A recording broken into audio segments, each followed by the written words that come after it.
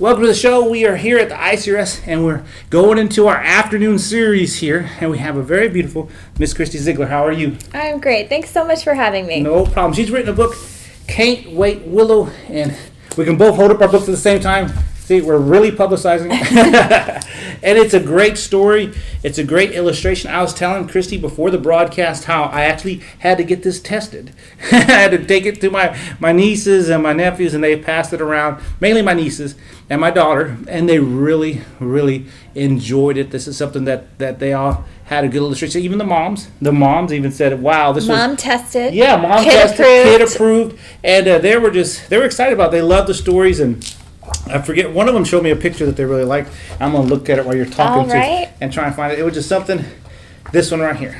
This is the one they just loved all the color. The Ringmaster. The Ringmaster. They were like, that was a great lesson for them about the Ringmaster, and not you don't need to get everything down the road on the trail. That's right. I love hearing that children react and respond to this, because that's why the stories were written, to help our children make better choices and shine bright. So tell us a little bit about yourself. Tell us who you're related to, and then tell us about you. Well, I assume you're referring to my famous uncle, Zig Ziglar, who obviously was a legendary motivator and encourager, and spent his lifetime teaching great leadership principles to adults. And in fact, if you're a Zig Ziglar fan, then the story starts with a favorite Zig quote. So in the case of Can't Wait Willow, it's sometimes you've got to say no to good to end up with the best. Oh, that's good. That is really good. That's awesome. So did you want to become a writer? Well, It's a huge shadow. It is. It's like, were you thinking that people are going to expect you to be a motivational speaker? No. Interestingly, life always takes us down interesting winds and turns, and I've always loved writing. I've always loved stories and storytelling. I was an art history major of all things, but ended up having a varied past. I spent several years in .com and media companies, and then ended up in financial services. Oh, wow. And actually I'm a certified financial planner practitioner. Okay. All right. And it was really that experience that inspired the story Can't Wait Willow, about a little girl who needs to learn to say no, as you know, and then being a mom to a son and daughter and wanting to impart wisdom into their lives. And so when did you decide to start writing this one?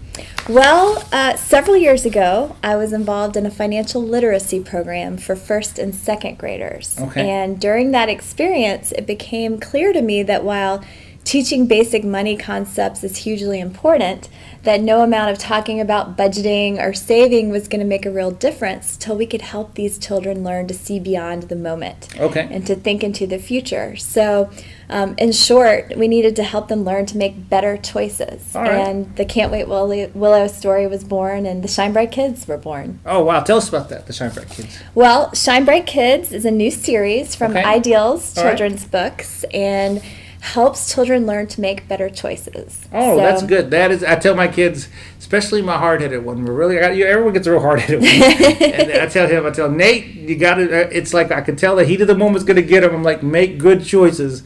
You need to make good choices. And think about it. This choice is not going to only affect right now, but it's going to affect later. So that's nice to hear. It does, and it's so hard in the fast-paced, instant gratification world that we live in. We're all consumers, and there are so many messages that encourage us just to have what we want when we want it. And I think for our kids, they've never had access to so much before. That's true. It's like they can get so many things. I mean, from anywhere from iPhones to iPads to the latest game systems, they can just take in the car, go anywhere, and yet there's this huge disconnect, I think, between having those things and understanding the financial responsibility and the obligations that those require. Yes, that's very true. We've got to teach them that just because they can doesn't mean that they should. That's right. And every choice we make does have an end consequence. Well, that's very true. Now, when you wrote the book, the illustrations are awesome. Tell us about Luann. Tell us about how did you meet this person? Well, I am so excited about Luann. Ideals actually connected Luann and I, and when they heard, what I was looking for, and we had an image of Willow in our heads, and I think that Luann just did such a great job of bringing her freckled face and fun-loving and spunky self to life.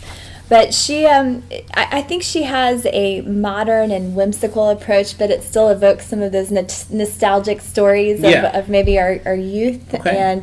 And you'll notice that there's a star hidden within the illustrations, and his name is Ziggle. Ziggle. He giggles and wiggles, and he ziggles. Let me see if I can find a Ziggle. But that's a star? That's the star. Okay. But Ziggle shines bright when Willow's making good choices. And he looks that's nice. sad That's nice. and a little bit dim when maybe Willow's making not so great of a choice. Okay. So it's a teachable moment for parents to discuss, okay, well, why is the star shining right now? And, ice cream, one of Willow's first distractions, is not bad. But it's keeping her from reaching her goal, which was to get to the circus. Oh, okay, great. Now, how much of this has been influenced by your kids? A lot. I think, again, it's something I struggle with. We all have a little bit of Willow inside of us. So learning how to wait for the best and saying no to things that are just good instead of waiting for the things that are great. I think that's just a really hard thing for all of us. Now, tell us what do you want readers to take away from the book? When they finish, they put this book down on their counter, or the kids put it at night. What do you want them to get? Well, I hope that kids will learn to choose right and shine bright. And that means making more thoughtful decisions, being more intentional and proactive, and then for families, talking about what is most important, our values, and setting goals together, because as you know, if we don't know what's most important to us, then it's so easy to get off course and distracted. Absolutely. Now, what's the feedback? But I know I gave you some feedback. What kind of feedback have you been getting from everyone else? I've been so excited. I mean, the very best thing for me is to go read the story to children because they love it. Oh, you've been doing that? So what do you set up? Where do you go? Different classrooms all over, schools, churches. You should try children's hospitals. I think that's a great idea. Especially a story like this, and there's always kids that were waiting for someone to spend time with them. You'd be a hit. Take that. David, that's a great idea. I'm going to do that. You heard it here. She's going to be famous. You heard it here. But no, I think what's cool is that kids get the message. Yeah. And then when you're out at the grocery store or doing your everyday life errands, now there's a context to say, okay, you can have that box of crackers or whatever it is that they're grabbing for, but you're not going to get to have something else. And then there's a consequence. And I've been really proud of my children and other children that they're starting to really get that and thinking to the future and realize we can't have and do everything. Absolutely. We have to make choices. Now, what has your family said about it? Since you wrote it, did they go, hey, that story reminds me of me? Well, I've been told that there was a Christy who maybe could have learned this lesson better when I was little. So, it's very convicting to write it. But there's a lot of you in it. Right. There is. There has to be. I mean, I've written 2 books, and there's a lot of me in the stories that I share. And you just can't help it. I mean, because it's part of your life. It's part of what you see. It's part of what you do. It is. I'm not saying you're with this child. No, but I think, we do. I do love fun, and I love to be spontaneous, but that doesn't mean, again, because I can do something, it's the right thing, and that takes, seeking guidance and wisdom. Absolutely. And, if you're a Christian, that means looking to God and seeing what He has in store for you. But I do think we need to just do a better job talking to our kids about stopping and thinking before we say or do. Absolutely. Well, let's share with everybody your website that they can go to. They can get the book or go to your Facebook or whatever. Yes, so the website is can'twaitwillow.com, www.can'twaitwillow.com. There are some fun, free reward charts and games and other activities and parenting resources that I hope will be helpful. We're on Facebook, Shine Bright Kid Co. We're on Twitter, Shine Bright Co. if you want to follow us. And I hope the story will really, again, give parents some new tools to talk about making good decisions. Amen. And it's a good read, and it's very colorful and a lot of illustrations, so I'm sure you're going to enjoy it. Thank you so much for being a part of the Thank you. It was such a pleasure to be here. I appreciate it. And remember, it's Can't Wait Willow. And go get it. All right, God bless. We'll be back with another great interview in just a minute.